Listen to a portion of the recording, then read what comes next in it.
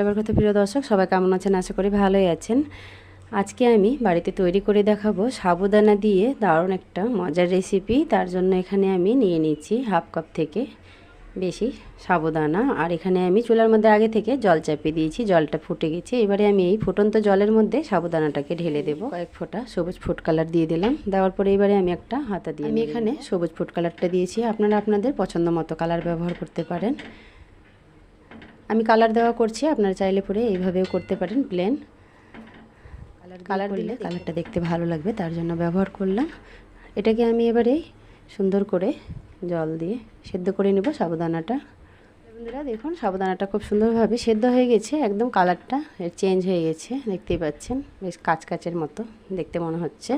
এবারে আমি একটা স্ট্যান্ডের মধ্যে ঢেলে নেব পুরো সাবুদানাটাকে, ছেঁকে নেব। স্ট্যান্ডের উপর আমি দিয়ে এইভাবে জলটাকে ঝরিয়ে নিয়েছি। এবারে আমি উপর থেকে ঠান্ডা জল দিয়ে দিব। ঠান্ডা জলটা দিলে দলা দলা পেকে থাকবে না। এভাবে আমি ঠান্ডা জলটা দিয়ে এবারে ঝরতে দিই কড়াইটাই। চুলার জলটাকে আমি বন্ধ করে দিয়ে নিয়েছি, পুরো একদম 1 গ্লাস ভর্তি, পুরো 1 গ্লাস দুধ এখানে ঢেলে দিলাম। নিচে এখানে আমি আগার আগার পাউডার, এখান থেকে আমি প্যাকেটটা ছিঁড়ে 1 চামচ মতো 1 চামচ দিয়ে দিচ্ছি আগার আগার পাউডার। চুলার জালটা আমি এখনও জ্বালিয়ে দিই। গুঁড়া দুধ 2 চামচ, 2 চামচ আমি এখানে গুঁড়া দুধ দিয়ে দিলাম। দিয়ে একটু এইভাবে সুন্দর করে মিশিয়ে নেব। আগার আগার পাউডারটা, গুঁড়া দুধটা আর এই গরু দুধের সাথে সুন্দর করে মিশিয়ে দিচ্ছি। মিশানো হয়ে গেল। এবারে আমি চুলার জালটাকে জ্বালিয়ে দিই। যেই কাপের আমি সাবুদানাগুলো দিলাম, যতটা দিয়েছি ততটাই আমি এখানে চিনি দিয়ে দিচ্ছি। আপনারা আপনাদের পছন্দ মতো মিষ্টিটা এখানে ব্যবহার করবেন। এবারে আমি অনবরত সুন্দরভাবে মিশিয়ে নেব। চিনিটা দিয়ে এবারে আমি সুন্দর করে সব উপকরণগুলো মিশিয়ে নিচ্ছি। অনবরত এইভাবে নাড়তে থাকতে হবে, নাহলে আবার দলা পেকে যাবে। এখানে আমি 1 মিনিট মতো ফুটিয়ে নেব। দুধটা ফুটে আসতে শুরু করেছে। এবারে আমি আগে থেকে যে জল ঝরিয়ে রেখেছি সাবুদানাটা, এটাকে এখানে আমি দিয়ে দিব। পুরোটাই দিয়ে দিচ্ছি।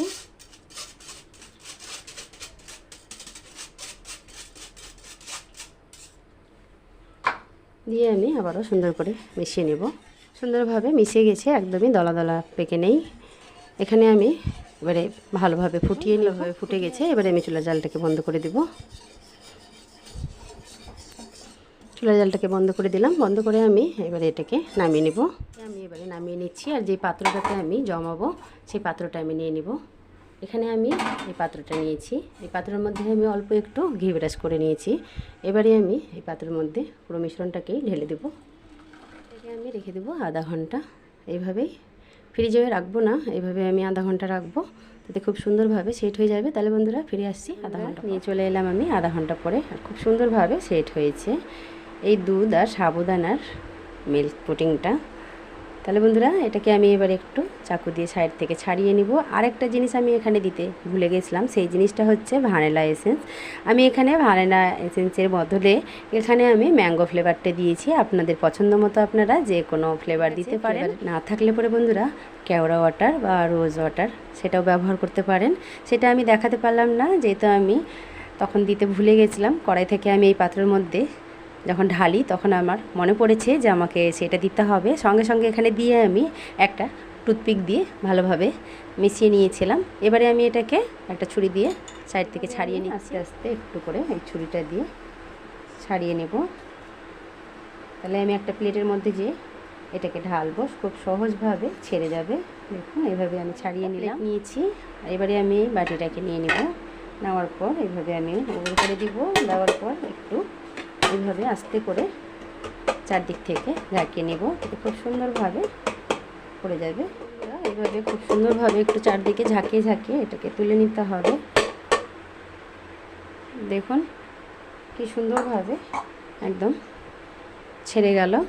এটাকে এবারে আমি একটু সাইড থেকে সুন্দর করে পরিষ্কার করে নিচ্ছি। কি সুন্দর হয়েছে সাবুদানা দিয়ে আর দুধ দিয়ে, ব্যাস একটা নতুন রেসিপি হয়ে গেল। এটা হচ্ছে সাবুদানার আর দুধ দিয়ে মিল্ক পুডিং। তাহলে বন্ধুরা এরকম নতুন নতুন রেসিপি পেতে চ্যানেলের পাশে অবশ্যই থাকবেন। চ্যানেলটাকে সাবস্ক্রাইব করে পাশে থাকা বেল আইকনটা প্রেস করে রাখবেন।